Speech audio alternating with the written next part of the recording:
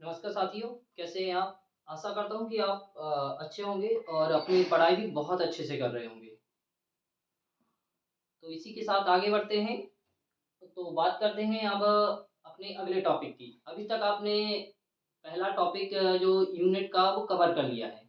अब यूनिट में जो मात्रक हैं आपके उसमें थोड़ा-सा अपर लेवल का पढ़ना है और अपर लेवल का पढ़ने के लिए आपको सबसे पहले मेज़रमेंट पढ़ना होगा।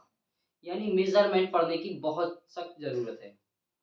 इसी के बाद हम जो अपर लेवल के क्वेश्चन बनेंगे मात्रक से उनको सॉल्व करेंगे। तो चलो बढ़ते हैं आगे।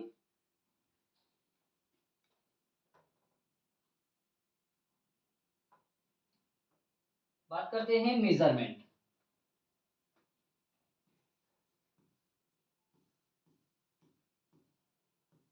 मेज़रमेंट मेज़रमेंट में पढ़ने के लिए सबसे पहले हमें एक इम्पोर्टेंट चीज़ पढ़नी पड़ेगी। वो पढ़नी पड़ेगी 10 की पावर यानी 10 की घात। और घातें 2 प्रकार की होती हैं, एक तो ऋणात्मक और एक धनात्मक। तो सबसे पहले जो हम पढ़ते हैं वो ऋणात्मक घातें चालू करते हैं, 10 की जो ऋणात्मक घातें होती हैं। अब ऋणात्मक घातों की बात की जाए तो ऋणात्मक घातों में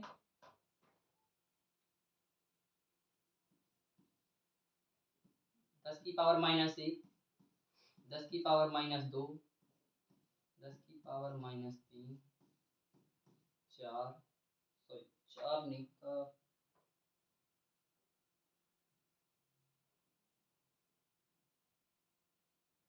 फिर आएगा 6, 10 की पावर आएगा 9, 10 की पावर -10, 10 की पावर आ जाएगा -12 और 10 की पावर आ जाएगा माइनस, ये थोड़ा सा ऊपर कर देगा, यहाँ दिखाई नहीं देगा अच्छे तरीके से।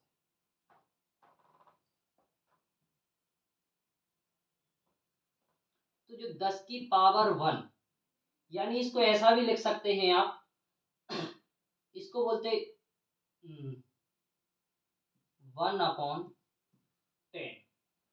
यानी जो आपकी 10 की पावर है, ये जो माइनस में पावर आ रही है वो उसको 1/10 भी लिखा जा सकता है।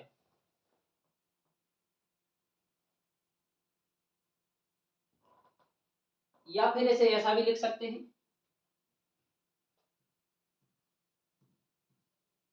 डेसी। दूसरा हो जाएगा आपका सेंटी। तीसरा इसे बोलते हैं मिली। ये हो जाएगा माइक्रो।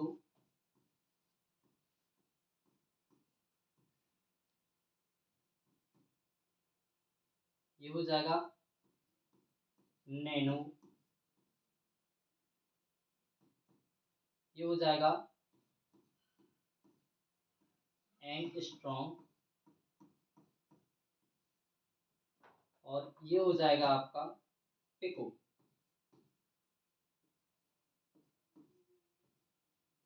और 10 की जो अगली पावर होगी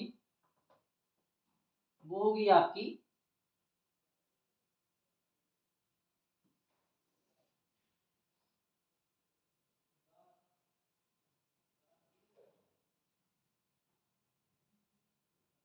लाइन से क्लियर कर दे रहे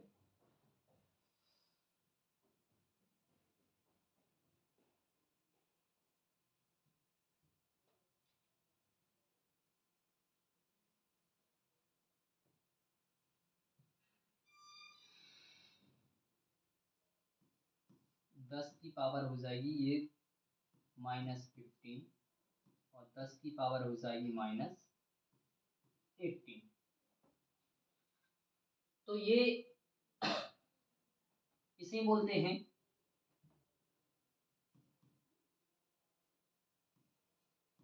फेम टू। और ये है आपका एटो। जो 10 की पावर है इन्हें ये नाम दिया जाता है। इनको अगर आप चाहें तो इंग्लिश में ये डेसी,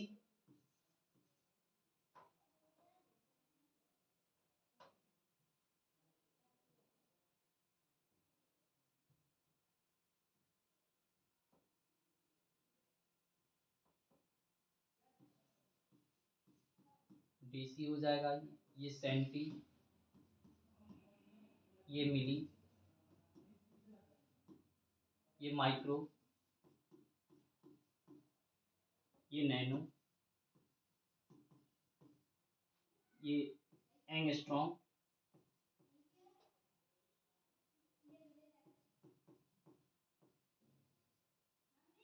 ये पिको,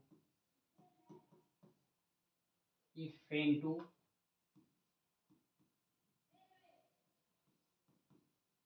और ये एटो। तो ये जो आपकी हैं, और इनको जो दर्शाया जाता है ये आपके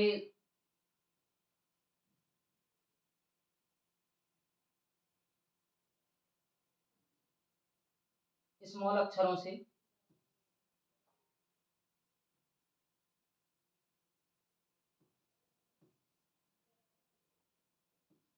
ये देखो, ये जो आपको स्मॉल अक्षरों से जो आपके माइनस वाली घात रहती है इसे दर्शाया जाता है, और बाकी जो इसकी तुलना में अभी जो प्लस में आएंगी उनको कैपिटल अक्षरों से डिनोट किया जाता है। तो नोट कर लीजिए इसे, ये लीजिए।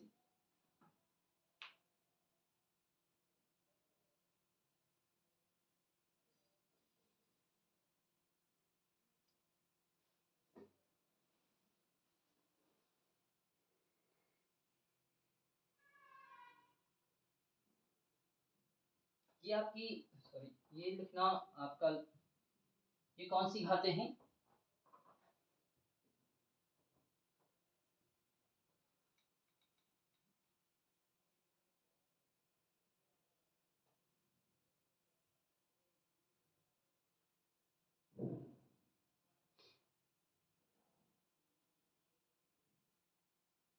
ये थोड़ा सा ऊपर हो जाएगा, और ये जो आपका ये है ऋणात्मक घात, कैसी है? ऋणात्मक घात। अभी यहां से चलेंगे तो यहां रहेंगी धनात्मक घातें। क्या रहेंगी? धनात्मक।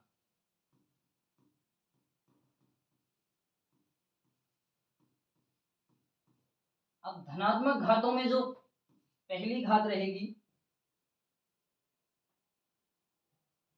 वो हो जाएगी 10 की पावर 1, 10 की पावर 2, 3, 10 की पावर 6, और 10 की पावर 9, 10 की पावर 12।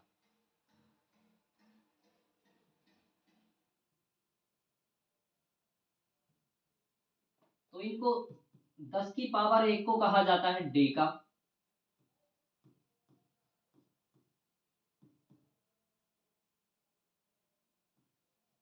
हेक्टो,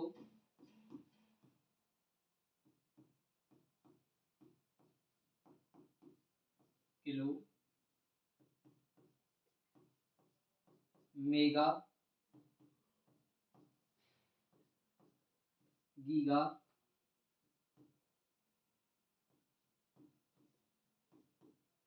टेरा,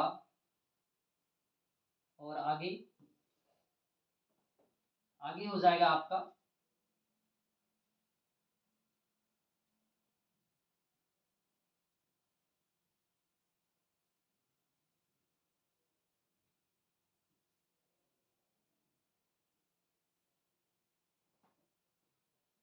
ये हो जाएगा 10 की पावर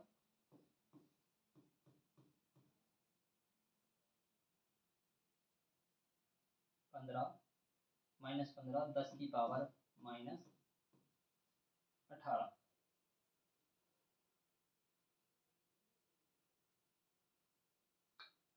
तो 10 की पावर 12, सॉरी माइनस नहीं, ये प्लस में है घातें। ओ, ये गलती कर दी। तो ये 10 की पावर -15 और 10 की पावर 18। तो इसको क्या कहा जाता है? इसको कहा जाता है पेटा और इसको कहा जाता है एक्सा। और आप इसे इंग्लिश में लिखना चाहें तो इंग्लिश में लिखने के लिए इसको डेका,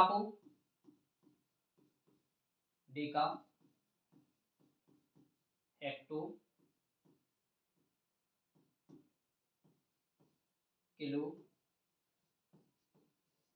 मेगा, इसे गीगा, टेरा, पेटा और इसे एक्सा।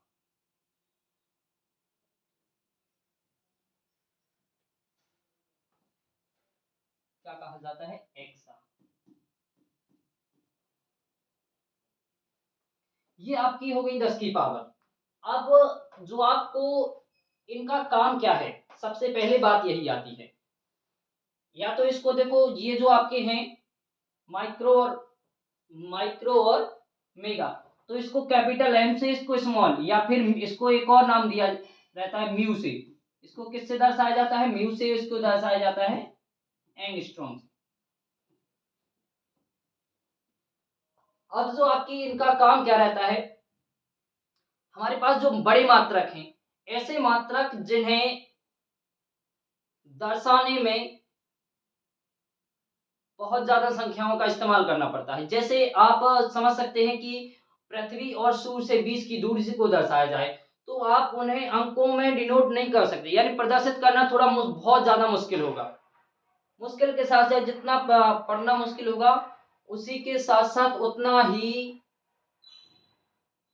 उसे याद करना भी मुश्किल हो जाएगा। तो इसीलिए हम 10 की घातों का प्रयोग करते हैं। ठीक है, क्लियर? नोट कर लीजिए इतना।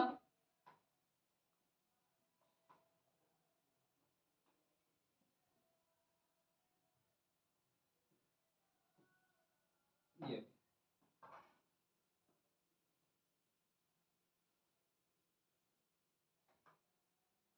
अब इससे जो कुछ बनने वाले क्वेश्चन है वो कैसे बनते हैं, देखिए। जैसे आपका अगर एक, इसमें लिखा है एक माइक्रोमीटर बराबर, एक माइक्रोमीटर बराबर यहाँ कितने किलोमीटर हो रहा है? कितने किलो?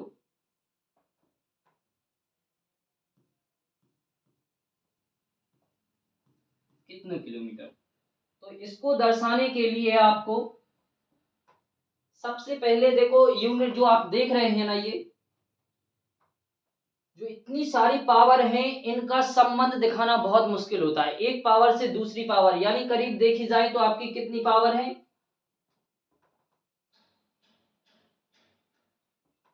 9 साइड है पावर, और ये 9 और 8 साइड है, 9 8 17 पावर हो गई।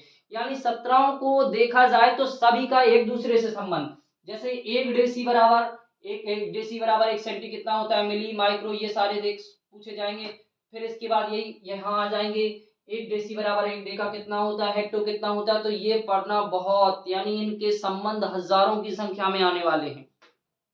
तो इससे अच्छा है कि इसके लिए कुछ अलग से ऐसा कॉन्सेप्ट होना चाहिए जो कि सारे जो संबंध हैं वो उससे क्लियर हो जाए। क्लियर है? तो इसके लिए देखो कुछ ऐसा ही किया है हमने। तो इसके लिए एक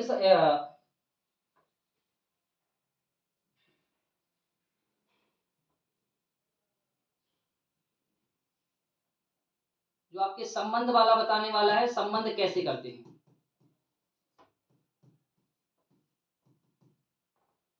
तो जिसको बदलना है, जिसको बदलना है उसको ऊपर रखेंगे, और जिसमें बदलना है, जिसमें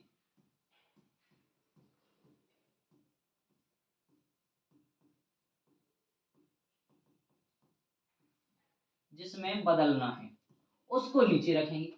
जैसे 1 माइक्रोमीटर यानी एक माइक्रोमीटर में कितने होते हैं, ये आपके सामने है 10 की पावर -6। और 1 किलो में कितने होते हैं, 10 की पावर 3। अब ये पावर कहाँ जाएंगी, ऊपर, तो ये ऊपर जाएगी तो क्या हो जाएगा 10 की पावर -9, यानी 1 माइक्रोमीटर में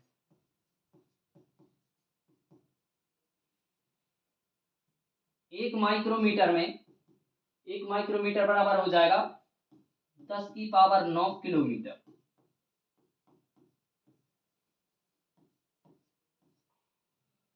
क्लियर है। ऐसे ही आप किसी भी जिस भी संबंध को, जिससे संबंध निकालना चाहते हैं या फाइंड करना चाहते हैं, उससे संबंध निकाल सकते हैं। यही अगर दूसरी संख्या होती, यही माइक्रो की जगह मिलीमीटर होता, तो ये मिलीमीटर करके देख लो, यानी आपका 1 मिलीमीटर 1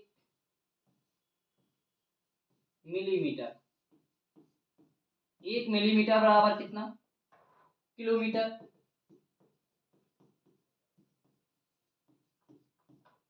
तो ये आपका 1 मिलीमीटर बराबर हो जाएगा। इसको आप रख देंगे किसको, मिलीमीटर को 10 की पावर -3, और जिसमें बदलना है किसमें, किलोमीटर में, तो 10 की पावर 3। तो ये ऊपर जाके हो जाएंगी 10 की पावर -6। तो क्या आंसर हो जाएगा आपका, 1 मिलीमीटर बराबर 1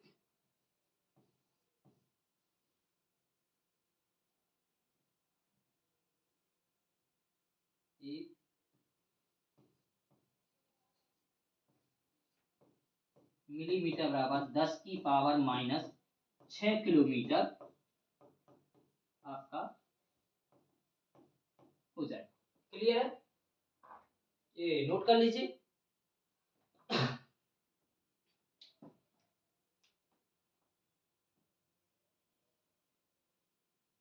इसी के साथ कुछ और जो मात्रक हैं उनकी तरफ बढ़ते हैं, तो उनमें ये द्रव्यमान के मात्रक आ जाते हैं। अब द्रव्यमान के मात्रकों की बात करें तो आपके सामने दिख रहा है कि 1 मिलीग्राम बराबर 10 की पावर -6। ये क्या है, 10 की पावर -6 किलोग्राम है। 1 ग्राम बराबर 10 की पावर -3 किलोग्राम। 1 कैरेट बराबर 200 मिलीग्राम। ये और ये क्विंटल, ये जो आपका आ रहा है ये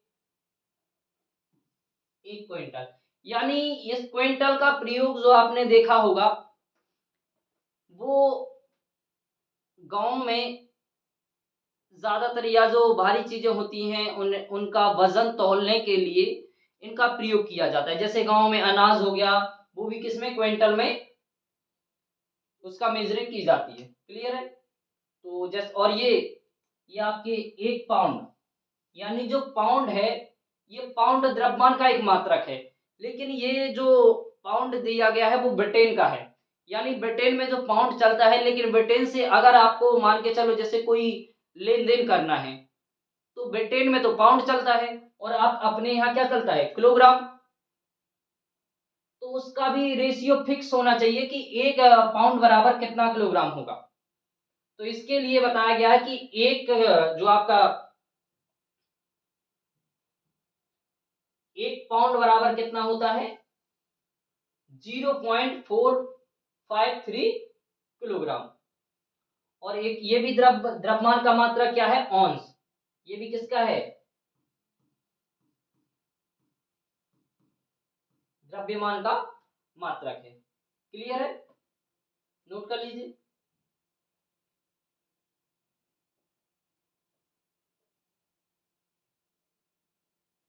जैसे ये आपको दिख रहा है, चलो ठीक है, इसको बता दे रहा है कि 1 ग्राम बराबर 1 ग्राम 1 ग्राम बराबर होता है आपका 10 की पावर -3 किलोग्राम। और अगर यही आपसे उल्टा पूछ लिया जाए कि 1 किलोग्राम बराबर 1 किलोग्राम 1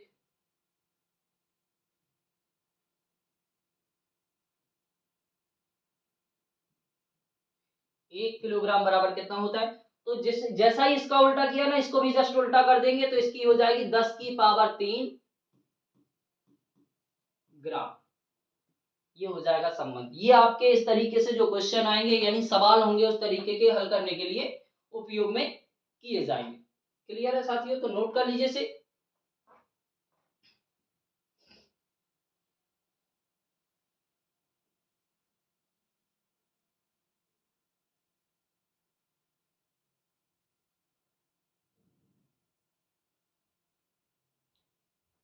अब आगे बढ़ते हैं कुछ अन्य मात्रकों की तरफ। तो ये समय के मात्रक हैं कुछ। ये जो समय है, समय के भी अलग अलग मात्रक दिए गए हैं। यानी 1 मिली सेकेंड, 1 मिली जो सेकेंड का है वो 1 मिली सेकेंड बराबर कितना होता है? 10 की पावर -8 सेकेंड। 1 माइक्रो सेकेंड बराबर 10 की पावर -6 सेकेंड। 1 नैनो सेकेंड बराबर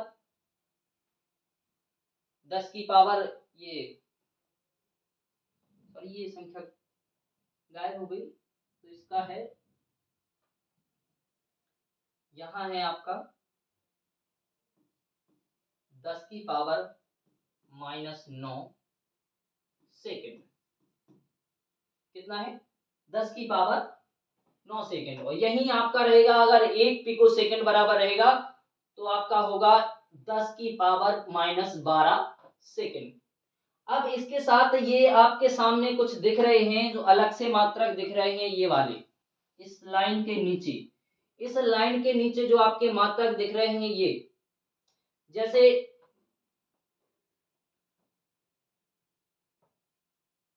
पृथ्वी और सूर्य की बात की जाए तो यानी जितने भी ग्रह हैं सब ग्रहों पर अलग अलग जो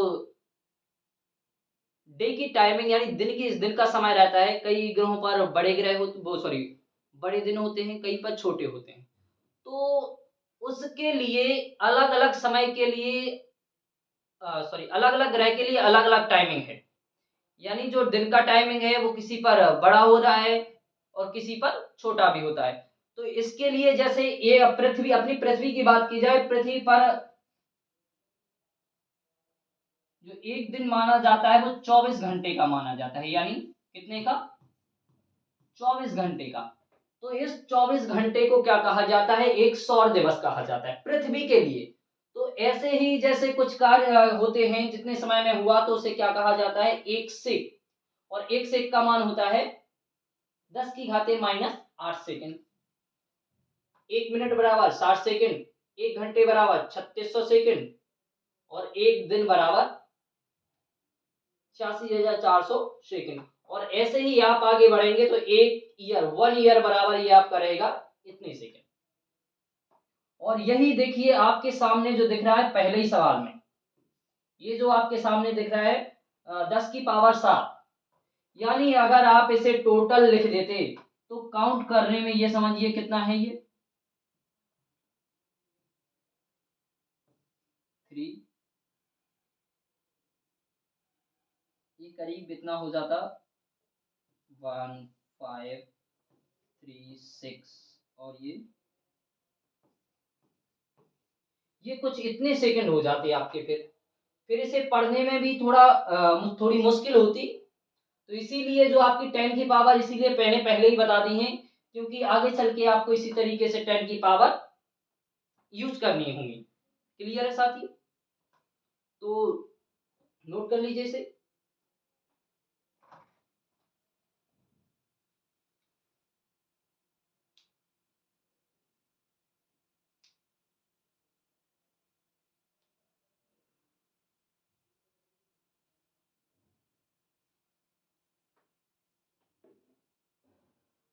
हो गया? अब इसी के साथ आगे बढ़ते हैं। आगे भी कुछ आपके समय के ही मात्रक हैं। जैसे एक सौर दिन, एक सौर डे, सोलर डे बराबर होता है कितना? 24 घंटे। मैंने अभी आपको बताया सोलर डे क्या कहलाता है। सोलर डे कहलाता है, हर ग्रह के लिए ये अलग अलग होता है। ये वह समय है जिसमें ग्रह अपने सूर्य यानी अपने सौर मंडल के जो मुखिया होता है यानी जो प्रमुख होता है उसका चक्कर लगाने का जो समय होता है वह है।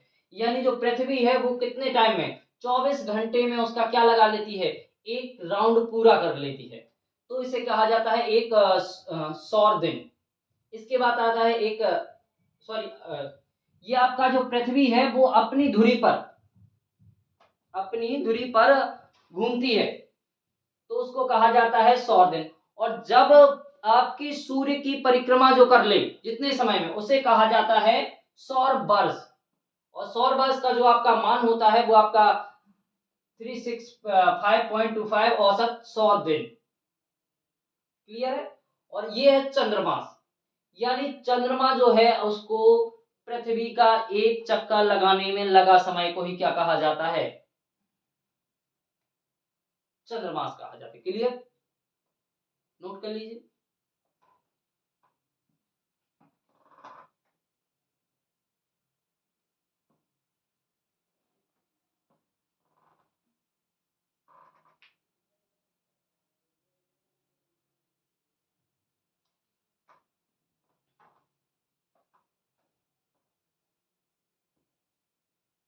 अब बात करते हैं कुछ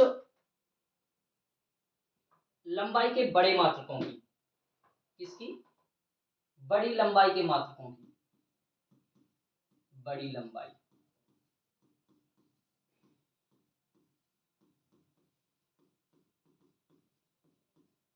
बड़ी लंबाई के मात्रकों की। अब बड़ी लंबाई के मात्रकों में सबसे पहले देखा जाए तो जो पहला है वो है सूर्य से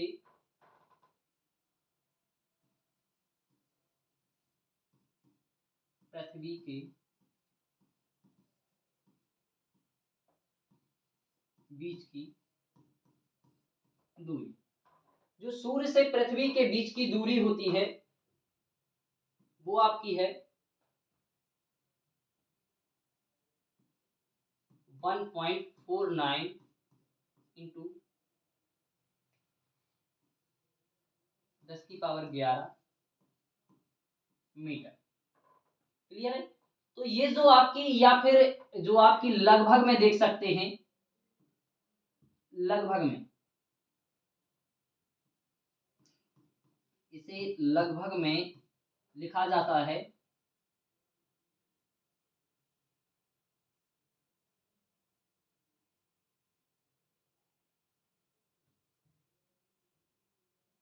लगभग में 1.5 इंटू 10⁻11 मीटर। और इसे ही एक खगोलीय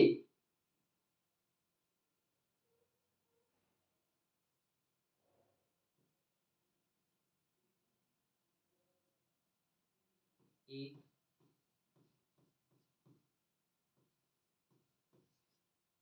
खगोलीय दूरी, यानी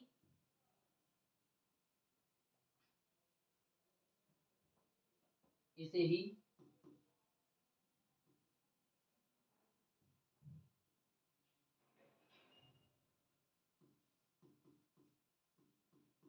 एस्ट्रोनॉमिकल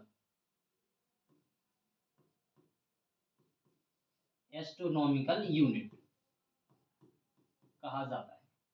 क्या कहा जाता है इसे, एस्ट्रोनॉमिकल यूनिट। अब इसे एस्ट्रोनॉमिकल यूनिट ही क्यों कहा जाता है, अगर हम आपको सीधा बता देते कि एक खगोलीय दूरी बराबर कितना होता है, यानी 1 एस्ट्रोनॉमिकल यूनिट की जो वैल्यू होती है वो आपकी कितनी है, वो आपकी 1 एस्ट्रोनॉमिकल यूनिट का जो मान है वो आपका 1.5 इंटू 10⁻11 मीटर है। तो ये आपको लगता कि ये तो बिल्कुल याद करा रहे। इसीलिए पहले ये बताया कि जो सूर्य से पृथ्वी के जो बीच की दूरी है उसे ही क्या कहा जाता है, 1 एस्ट्रोनॉमिकल यूनिट कहा जाता है। क्लियर है। अब दूसरे की तरफ बढ़ते हैं, दूसरी दूरी।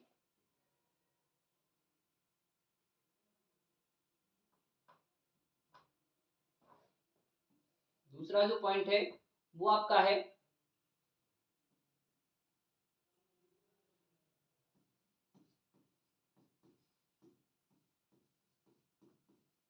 प्रकाश द्वारा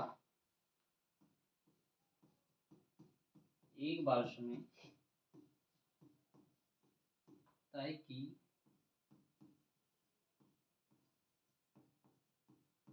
की गई दूरी, जो एक वर्ष में तय की गई दूरी वो कितनी है?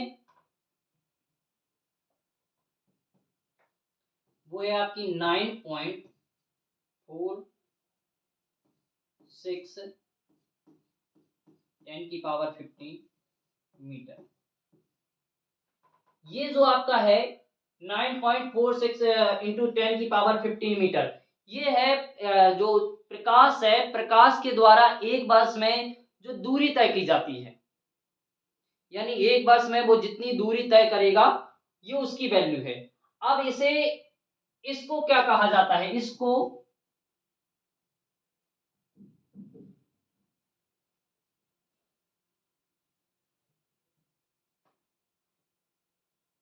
वन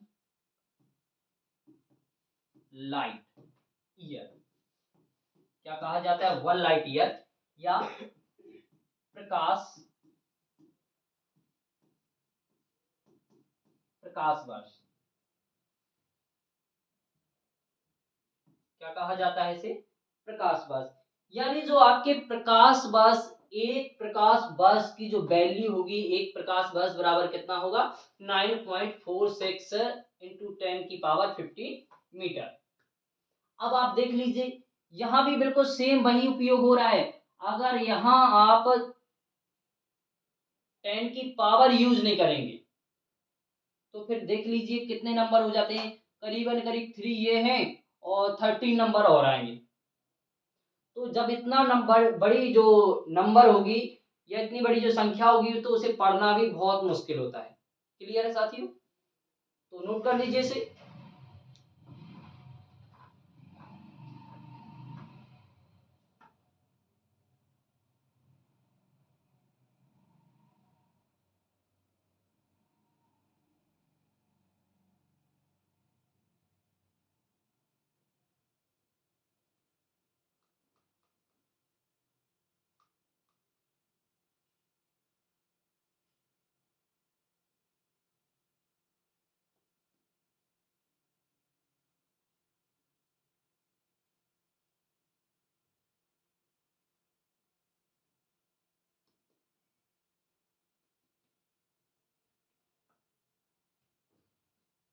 आगे बढ़ते हैं, अब बात करते हैं तीसरे पॉइंट की तरफ। तो तीसरा पॉइंट है एक पारसेक। क्या है? एक पारसेक। एक पारसेक बराबर होता है 3 इंटू 10⁻16 मीटर। ठीक है, 10⁻16 मीटर। और अगर इसे देखा जाए तो एक प्रकाश वर्ष, यानी एक प्रकाश वर्ष जो आपका अभी चल रहा था 1 लाइट ईयर,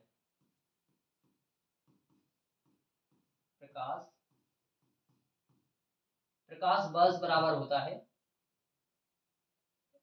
कितना था? 9.46 इंटू 10⁻15।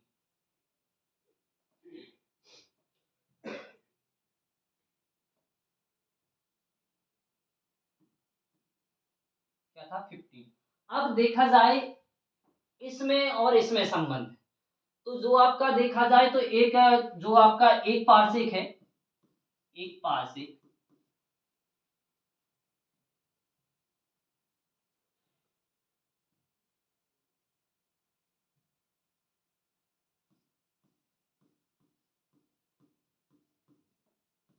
पारसेक बराबर, अगर इसको ऐसा लिख दिया जाए 30 इंटू 10⁻15 मीटर, ये भी मीटर में ही। तो आप देखिए इनको, सबसे पहले अगर ये 15 से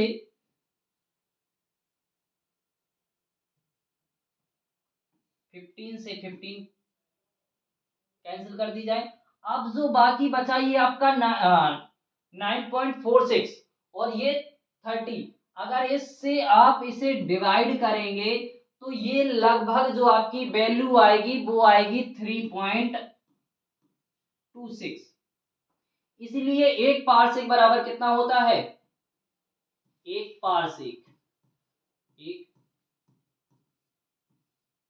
पारसेक बराबर जो होता है वो आपका होता है कितना? 3.26 प्रकाश वर्ष। कितना होता है? प्रकाश वर्ष। क्लियर है साथियों? तो नोट कर लीजिए इसे कि एक पारसेक बराबर कितना होता है? 3.26। नोट करिए।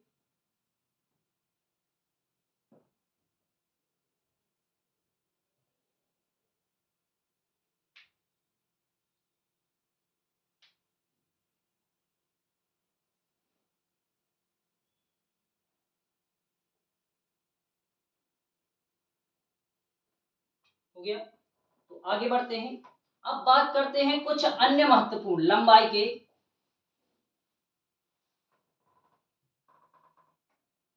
तो यहां हो जाएगा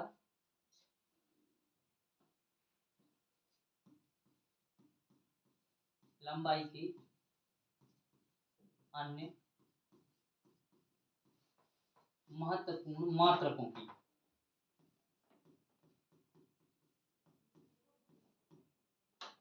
अब अन्य महत्वपूर्ण मात्रकों की बात करते हैं। तो अन्य महत्वपूर्ण मात्रकों में जो आपके सबसे पहले नंबर पर है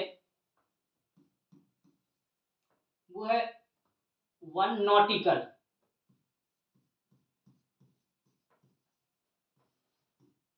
1 नॉटिकल मील। 1 नॉटिकल मील। तो ये क्या है? 1 नॉटिकल मील है जो आपकी वो जहाज द्वारा तय की गई दूरी है। क्या है? जहाज द्वारा तय की गई दूरी। और इसकी जो वैल्यू होती है वो आपकी वैल्यू है 1852 मीटर। कितनी है? 1852 मीटर जहाज द्वारा जो दूरी तय कर ली जाएगी तो उसे क्या कहा जाएगा? 1 नॉटिकल मील कहा जाता है। अब 1 नॉटिकल जो मील है, कई लोग इसे किलोमीटर में पढ़ते हैं। तो किलोमीटर में जो आपका जो हो जाएगा वो आपका क्या हो जाएगा? किलोमीटर में हो जाएगा 1.852 किलोमीटर। कितना हो जाएगा? 1.852 किलोमीटर। और अगर देखी जाए तो 1 फीट की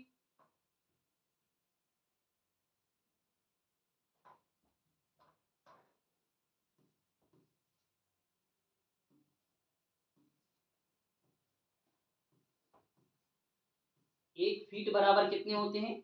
12 इंच। कितने होते हैं? 12 इंच। यानी 1 फीट की जो वैल्यू होती है वो कितनी होती है? 12 इंच। और 1 इंच की बात की जाए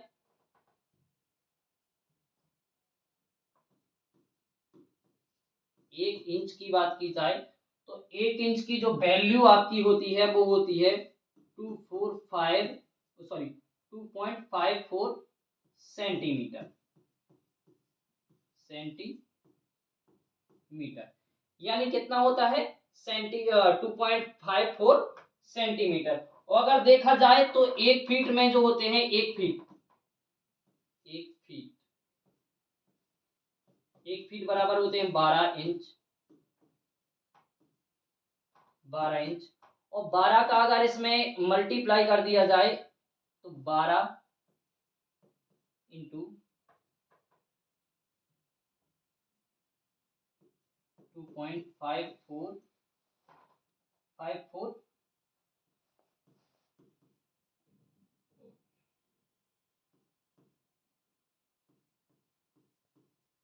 सेंटीमीटर। तो सेंटीमीटर इसका मल्टीप्लाई करेंगे तो कितना आ जाएगा? 12 4 जा 60। 12 4 जा 48 कैरी 4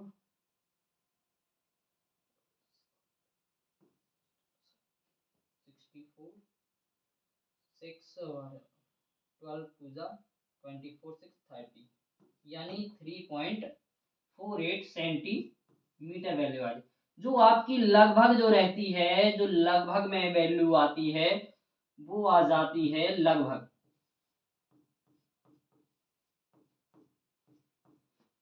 आ जाती है आपकी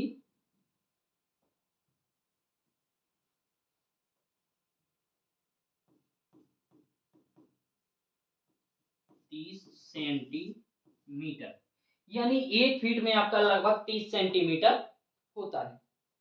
इतना क्लियर साथी। अब ये जो आपका मेजरमेंट है, लगभग मेजरमेंट में जितने वो थे हमने वो कवर कर लिए हैं। अभी जो मात्रक है, मात्रक से जो अब हाई लेवल के यानी क्वेश्चन बनने वाले हैं अपर लेवल के, उन लेवल के क्वेश्चनों को क्या करना है, अब हमें कवर करना है। तो उन लेवलों जो हाई लेवल के जो क्वेश्चन हैं, सवाल हैं, उनको हम अगले वीडियो में कवर करेंगे। अभी तक जो आपने पढ़ा हुआ है उसको बहुत अच्छे से एक बार और रिवीजन कर लें, ताकि जो आने वाले आपसे सवाल हैं वो बहुत अच्छे से बन सकें। और अगर हमारी आपको जो क्लास है ना अच्छी लगी हो तो हमारे चैनल को सब्सक्राइब कर लें और बेल आइकन जरूर प्रेस कर दें, क्योंकि जो अगली क्लास आएगी तो उस क्लास का नोटिफिकेशन आपके पास पहुंच जाना चाहिए। क्लियर है? ठीक है, धन्यवाद साथी।